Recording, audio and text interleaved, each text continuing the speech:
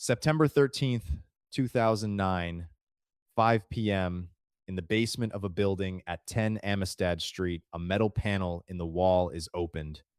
Inside, they find the body of a 24-year-old Yale graduate student, Annie Lay, stuffed in upside down, hidden behind a utility space. Just a few meters away is the lab where she had been working that morning. 5 days earlier, she had simply walked into the building. Cameras captured her at 10 a.m. She used her ID card. After that, nothing. She never came out. She didn't make any calls. She didn't use her cards. Her wallet, keys, and phone were left behind in her office. At 12:50 p.m., the fire alarm went off. The building was evacuated. One employee claimed he saw Annie leaving, but none of the roughly 70 cameras confirmed it. During a second search, they find blood, beads from her jewelry, a blood-stained sock above the ceiling tiles. Then, a strong smell near the basement. Dogs point to a wall. She's found in a place no one had searched at first. The trail leads to someone who had been nearby the entire time, someone who spoke with the police, someone who claimed he was the last to see her. And his statements are the first that don't match the facts. Guys, let me grab your attention for just a minute. I'm really curious where you're all watching from, so I'd love to ask you to drop your city in the comments and tell me what time it is for you right now. Thanks so much for watching. Go ahead and share that in the comments, and I'll keep going. 24-year-old Annie Lay was born in San Jose, California, and grew up in a large family. Everyone who knew her described her as thoughtful, polite, and genuinely kind to everyone she met, with incredible determination and a great sense of humor. From a young age, she stood out as an exceptional student. She graduated at the top of her class, and her classmates even voted her as the one most likely to become the next Einstein. Annie earned $160,000 in scholarships and went on to receive her bachelor's degree in cell and developmental biology from the University of Rochester. It was there that she met Jonathan Wadowski. The two became inseparable almost immediately. Annie often said he was her best friend, and before long, Jonathan proposed to her. They set their wedding date for September 13th, 2009, and quickly began planning. After years of intense dedication and hard work, Annie was accepted into the prestigious Ivy League school, Yale University, where she planned to earn her PhD in pharmacology. She was always actively involved on campus, taking part in a wide range of extracurricular activities. She even wrote an article about campus safety called Crime and Safety in New Haven for the Yale School of Medicine's B Magazine. At that time, Annie and Jonathan were living about 76 miles apart, since Jonathan was studying at Columbia University, working on his own doctoral degree. That distance made their upcoming reunion on their wedding day, September 13th, feel even more special. Annie was in her final year at Yale, and with just 5 days left until the wedding, it's fair to say she was busier than ever. The pressure was really starting to build, so she called her friend Jennifer, just needing to hear something reassuring. Jennifer later said that Annie asked if maybe they were too young to be getting married, but knowing that this was just normal anxiety, especially with the stress of studying at Yale, she told her that she and Jonathan were absolutely making the right choice. Annie thanked her for saying exactly what she needed to hear, hung up the phone, and went on with her day. On September 8th, 2009, Annie still had a lot to take care of on campus before heading out to Long Island. That morning, she left her apartment and took Yale Transit to get to her office on campus. After that, she walked over to the lab where she did most of her research. It was about a 1 minute walk away, located at 10 Amistad Street, room G13.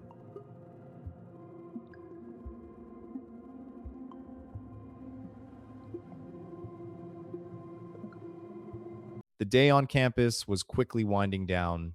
Students were heading home, and buildings were starting to close for the night. Annie's roommates had been waiting for her at home for hours, but she was nowhere to be found. By 9 p.m., when no one could get in touch with her, they called the New Haven Police Department and reported her missing. Her friend Jennifer said Annie was always careful about her safety. She never walked alone at night. And if she had to work late, she always made sure someone would pick her up or walk her home. So the fact that no one heard from her at all that day raised serious concern. Police arrived at Annie's office and found her wallet, her keys, her bag, and her phone, but there were no signs of a struggle inside. The fact that all her belongings were still there suggested that she had likely stepped out that morning expecting to return shortly. None of her credit or debit cards had been used, and there had been no activity on her phone since she was last in her office. It seemed like her Yale ID card was the only thing she had taken with her from her bag that morning, and that was what had been used to access the lab areas. Surveillance cameras confirmed it was Annie using her own card. The footage shows her entering the building at 10 Amistad Street at around 10 in the morning. She was carrying something that's hard to make out clearly, but it's believed to be related to her research. While cameras don't always capture the full picture, there was nothing unusual about Annie's behavior that morning. She wasn't running from anyone, she didn't look rushed, and no one stopped her along the way.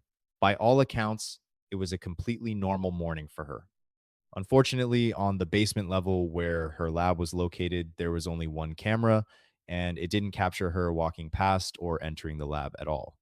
At 12:50 that day, a fire alarm went off in the building and everyone was evacuated. A lab technician responsible for servicing room G13, a man named Ray, provided information. He wasn't a Yale student, but he had been working there for some time. He said he started his shift at 7 in the morning and saw Annie in G13. He also mentioned that he believed he saw her leaving the lab shortly before the alarm went off. Surveillance footage continued to be reviewed, and investigators searched the building for any trace of her, checking every hallway, every room, closets, and even the trash containers outside.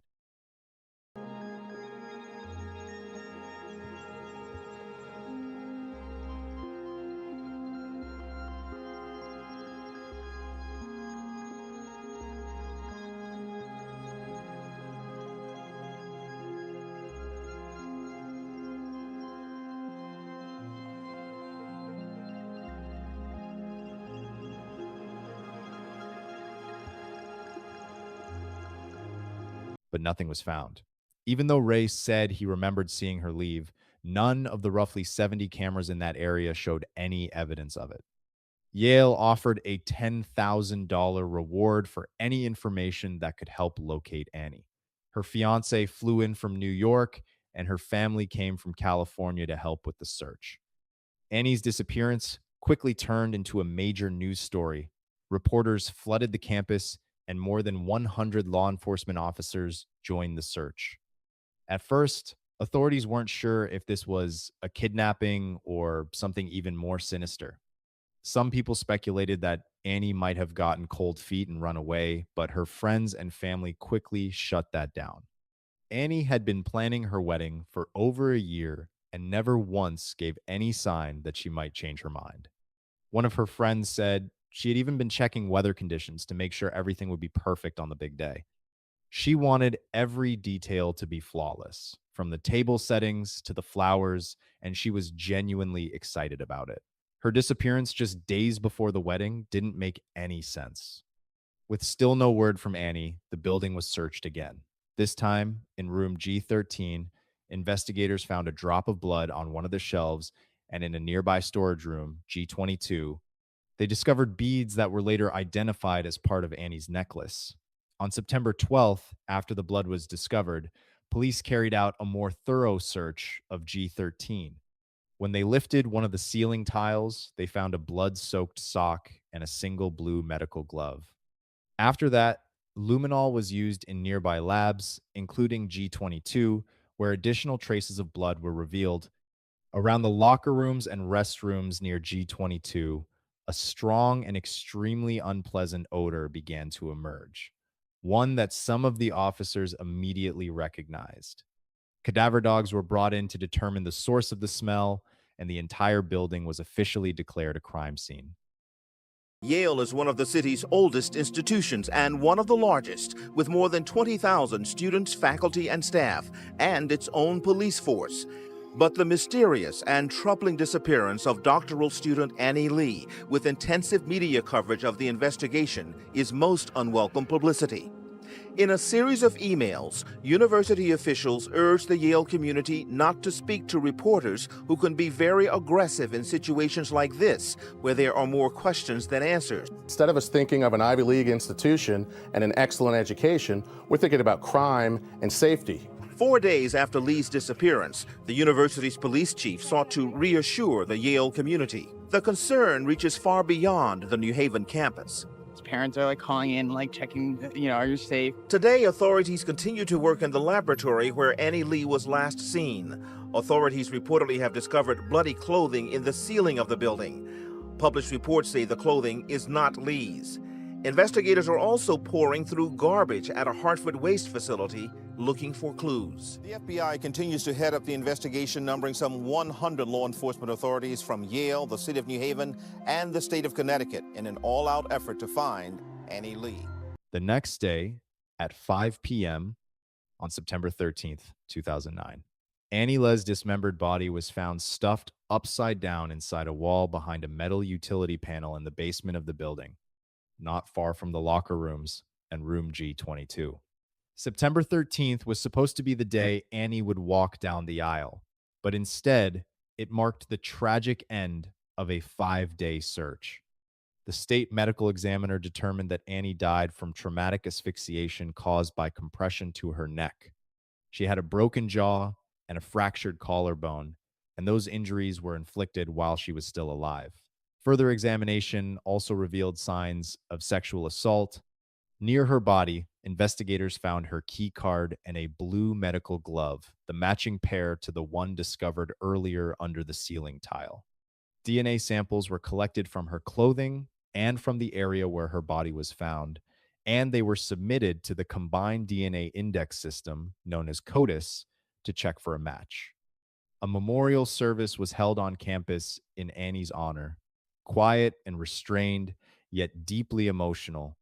People gathered together, if only for a moment, to feel some sense of unity in the shared grief that had suddenly become part of their lives. The loss of one of their own weighed heavily on students and staff, changing the atmosphere of the university. What had felt safe and familiar just a day before now felt different, marked by unease, pain, and a sense of emptiness. The university offered psychological support to anyone who needed it, recognizing how deeply this tragedy had impacted the community. A 24-hour hotline was set up for those struggling with anxiety, fear, or shock, for those who couldn't face it alone. It was an attempt to support people at a time when words often felt powerless and answers seemed out of reach. Given the campus access system with coded entry and ID cards, Officer Joe Avery stated that police did not believe this was a random crime. His words were clear and confident, but also unsettling. He believed this was an inside job. That meant the person responsible had access to the building, knew its layout, and could move freely inside. That realization shifted how people saw the situation. The danger no longer felt external or random. It felt like it was part of the system itself, part of the environment everyone trusted. He also emphasized that he did not believe students were involved and that others were not in immediate danger, but even those words couldn't fully ease the tension that had already settled over the campus. People listened, but the feeling of uncertainty remained, the kind that lingers when there are still no clear answers. This view was also supported by Robert Alpern, the dean of the Yale School of Medicine. He said, "I think this suggests it was someone who had access to that space. Sure, an outsider could have gotten in, but that would have been extremely difficult, even if not impossible." This only made the already tense atmosphere on campus even more unsettling. The sense of danger became almost physical. You could feel it in the empty hallways, in the hushed conversations, in the way people looked at each other. Students were afraid to move between classes. Routes that once felt routine suddenly seemed risky. Some started walking in large groups even during the day, just to feel a little safer in numbers. Others gave up part time jobs near the university, changed their schedules, or tried to avoid staying on campus after classes altogether. Everyone was afraid of the same thing, that whoever did this was still nearby, somewhere close, right among them. Not long after, a DNA match appeared in the system, the moment investigators had been waiting for with intense anticipation. At first, it seemed like a possible breakthrough, a chance to finally get answers. The match pointed to a previously convicted criminal named Kieran Robinson. The name immediately drew attention because on the surface, it seemed to make sense. A criminal history, a match in the database, proximity to the crime scene.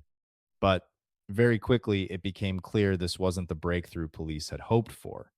It turned out that Kieran had been shot and killed long before the events in Annie's case. That fact completely dismantled the initial theory. The presence of his DNA near the crime scene had a much simpler and at the same time frustrating explanation for investigators. He had previously worked on the construction of that building. In other words, the traces could have been left there years earlier, long before the tragedy. The hope for a quick resolution faded again, leaving behind even more questions and a growing sense of a dead end. Since there were no other matches in the CODIS database, the investigation continued, slow and exhausting. Days passed, and none of them brought a clear answer. By that point, detectives had reviewed around 700 hours of surveillance footage, going through endless recordings, frame by frame, searching for any detail that could change everything. They also interviewed more than 150 people, piecing together events bit by bit, trying not to miss a single detail. It was painstaking work that demanded patience and focus, but the results still remained out of reach. There was one more person who had been on investigators' radar from the very beginning, but there still wasn't enough evidence. His name never fully disappeared from the case, even if nothing could officially be proven. Keycard data showed that only two other people had entered room G13 that day. One of them was an outside contractor who was quickly cleared after his movements and alibi were verified. And that left one more person.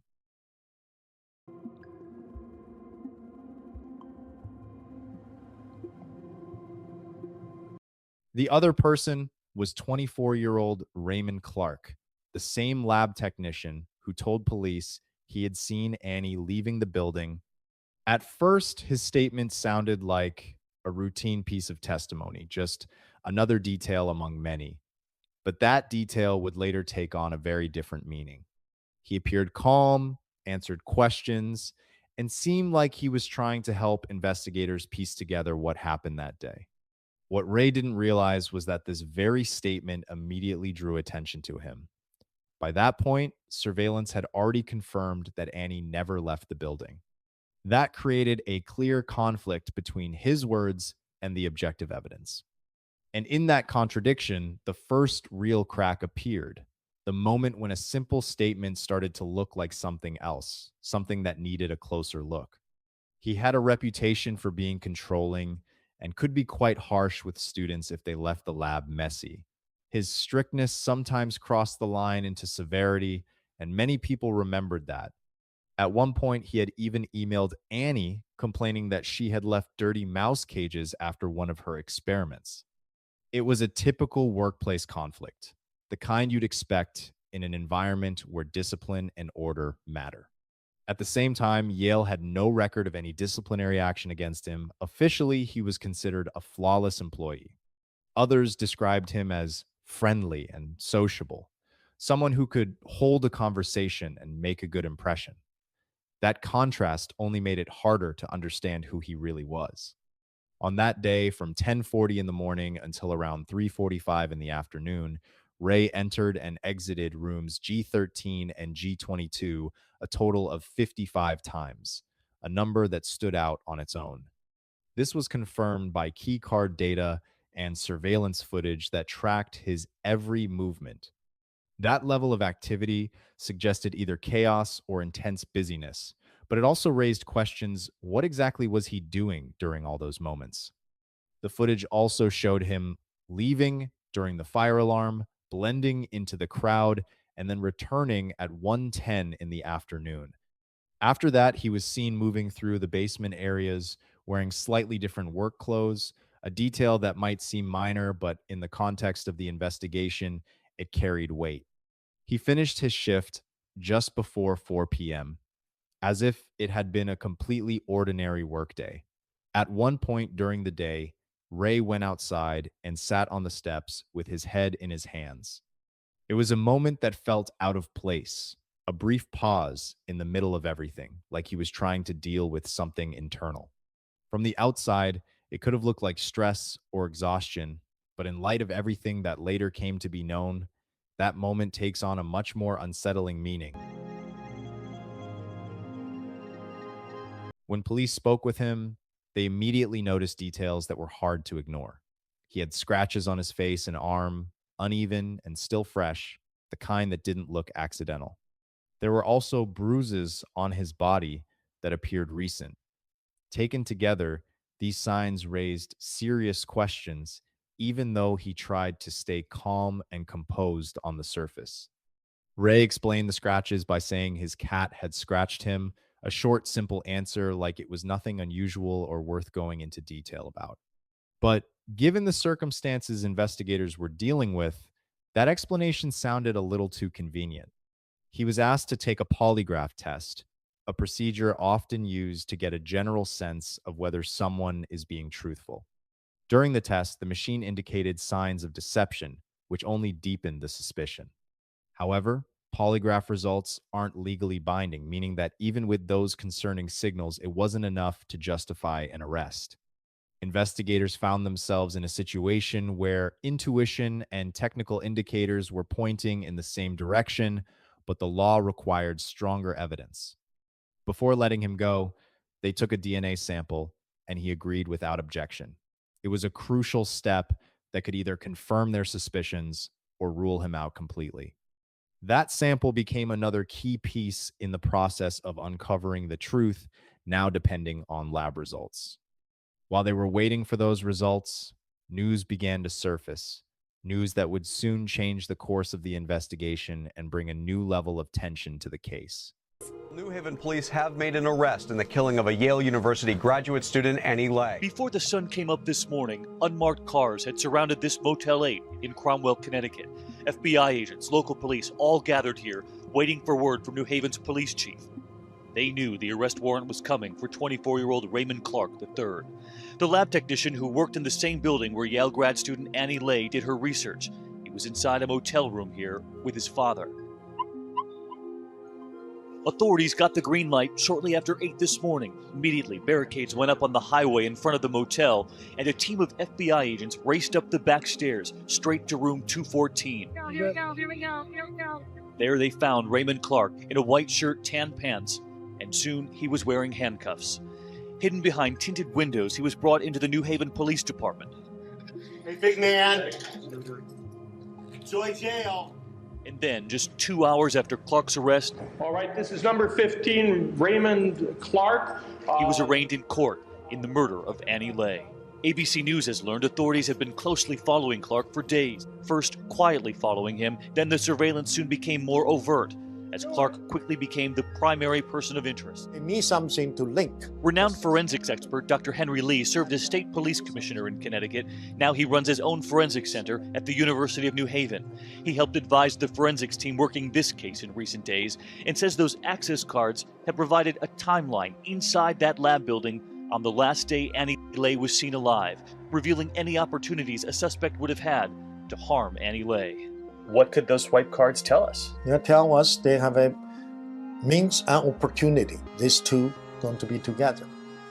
And there are reports of the swipe cards, put them both in that room, Sure. the last room where she was. That's become a very crucial information. And there was one more thing police were waiting for, the DNA. Last night, with Raymond Clark clearly the prime suspect and yet still a free man, the New Haven police chief said it would take just one thing. If we have one match on a person that we know was at that location, we will be going for an arrest warrant. And then this morning, Dr. Lee learned of the arrest. When you heard of that arrest this morning, Yes. did that say to you right away there must have been a DNA match? Yes, I know DNA had a match. And of course, it's a relief. Tonight, Raymond Clark has been moved to a maximum security prison in Suffield, Connecticut. And New Haven's police chief continues to believe there was only one killer in this case. The chief said today that Annie Lay and Raymond Clark never had any kind of romantic relationship. Today, the family of Annie Lay's fiancé, the man she was supposed to have married last weekend, released a statement saying, "We want to thank all of those who were involved in preparations for a wedding that was not to be, for their quiet understanding." In total, 4 search warrants and the results of DNA testing ultimately confirmed that he was Annie's killer. This was no longer speculation or circumstantial evidence. It was a clear, fully constructed picture backed by scientific data and consistent findings. Each new piece of evidence added another fragment to the puzzle until it all came together into one precise and deeply unsettling answer. The blood-soaked sock found in the wall might have seemed like a random detail at first, but it turned out to be one of the key elements. The lab coat Ray wore that day also carried traces, silent but undeniable. Both items contained DNA from both him and Annie, and that combination left no room for doubt. That day, Ray had signed into the building using a green pen, a small detail that would normally go unnoticed. But it's often the smallest details that matter most. A similar green pen was found beneath Annie's body, and the match was far too exact to be a coincidence. It also carried DNA from both of them, creating yet another link tying him directly to the crime scene. Combined with keycard data that tracked movement inside the building and surveillance footage that reconstructed the sequence of events, it all confirmed what had happened. Every element aligned into one clear, consistent, and undeniable chain.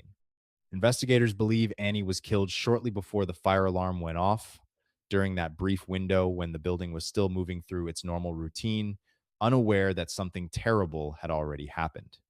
Ray quickly changed out of his work clothes, which were stained with blood, trying to get rid of obvious evidence. It all happened fast, but with enough control to create the illusion of an ordinary day. He left Annie in the lab before walking out when the alarm was triggered, as if trying to blend in with everyone else and take advantage of the chaos.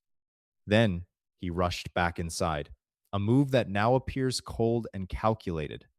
He moved her body through room G22, covering a distance that, in this context, must have felt endless, and hid her behind the panel. It was a place that wouldn't immediately draw attention, somewhere he likely hoped she wouldn't be found right away. But even that attempt to hide the truth couldn't stop the investigation. The evidence he left behind spoke louder than anything else ever could. Investigators say they have more than enough physical evidence to convict Clark and may not even need to establish a motive. You know, the only person that really truly knows the motive in this crime is the suspect. What made him do what he did? And we may not know till trial, or we may never know. Today's New York Post reports Lay's body was so mangled with broken bones it wasn't recognizable, and that Raymond Clark may have accidentally tripped a fire alarm with his or Lay's security swipe card. Clark's attorney, Joseph Lopez, plans to file a complaint over what he claims are excessive leaks from police to the media. As Annie Lay's family prepares for their final goodbyes, Pastor Dennis Smith asked for prayers for 2 families in need. Who knows what happened exactly? If he is the individual that did it, he certainly needs our prayers, and his family needs our prayers. The only possible hint at a motive came from an email Annie sent to everyone in the building on the day she disappeared. It was a short message, completely ordinary on the surface, but later it took on a much more unsettling meaning. In it, she shared that she was getting married on the 13th and would be away for a few days on her honeymoon. A simple announcement about a happy moment, something that would normally bring smiles and congratulations, in this case became one of the few potential clues. Ray had opened that email, a detail investigators couldn't ignore because it connected him to Annie's last known actions that day. Ray himself was also engaged, and police could only speculate as they tried to piece everything together. Maybe he had a hidden obsession with Annie that no one knew about. Maybe that email, with its reminder of her happiness and her upcoming wedding, triggered something in him: jealousy, anger, something he couldn't control, but that remained just a theory. No clear explanation, no confirmed motive ever truly emerged, and that uncertainty only made the entire case feel even more disturbing. He was held on a $3 million bond, a number that reflected the seriousness of the charges and the level of danger investigators believed he posed. Despite that, his attorney stated that he intended to plead not guilty.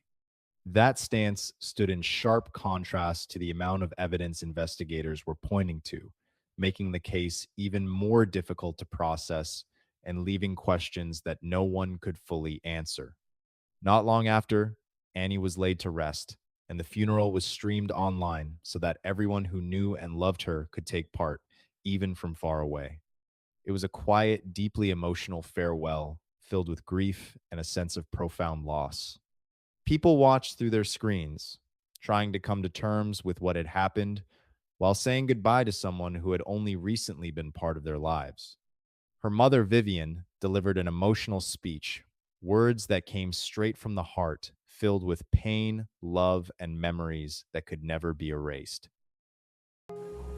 John, even now, Annie is gone, but I still have you and love you very much, like my son, Christopher.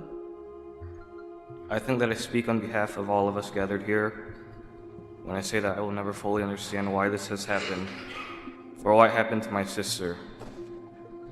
But since those questions are beyond our understanding, I think it is best to consign ourselves to the will of God and put faith in providence. Over the past few weeks, I have been reflecting on the role of my sister in my life, and only now do I realize how important she was to me. Annie was always the same little girl that has and will always be in our hearts and in our prayers. Jitu, I miss you, and I will always love you. Jonathan also wore the ring that Annie was supposed to give him. It was a simple gesture, but deeply symbolic, a way for him to hold on to that connection, to keep a piece of the future they had planned together. The ring that was meant to mark the beginning of their life as a married couple became a quiet symbol of remembrance, a reminder of a love that never had the chance to fully unfold.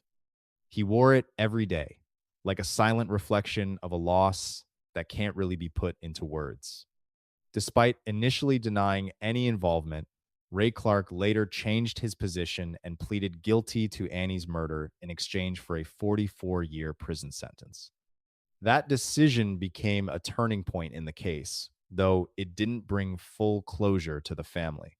He was also found guilty of attempted sexual assault, another disturbing aspect of the crime that only added to the horror of what happened. The plea was entered under what's known as the Alford Doctrine in the state of Connecticut, a legal mechanism that sounds cold and technical, but reflects a complicated moral reality. It means the defendant does not fully admit to the facts as presented, but acknowledges that the evidence is strong enough for a conviction. So even in the moment of accepting guilt, there was still a shadow of denial, another layer of uncertainty that left some questions unanswered. Raymond Clark is set to be released in the year 2053 when he will be nearly 70 years old.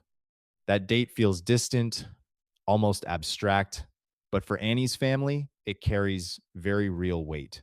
It represents a future where the person convicted of this crime could one day walk free. And at the same time, it stands in stark contrast to the future. Annie will never have a contrast that only deepens the sense of injustice and the permanence of the loss. His father, Raymond Clark Jr., said, "With a heavy heart, I stand before you today. We will live our lives knowing that he is behind bars, but we are proud that Ray has taken responsibility for his actions and admitted guilt. I want you to know that from the very beginning, he felt deep remorse.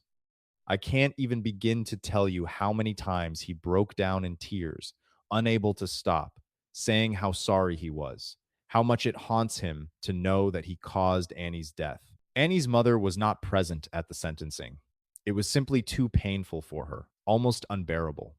Just the thought of being in that courtroom, hearing every word, reliving something that had already shattered her life was more than she could face. She chose to stay away from that moment, a moment meant to bring closure to the case, but one that could never bring her daughter back. Still, she said the family was satisfied with the outcome quietly and without relief, only with the sense that justice, at least formally, had been served.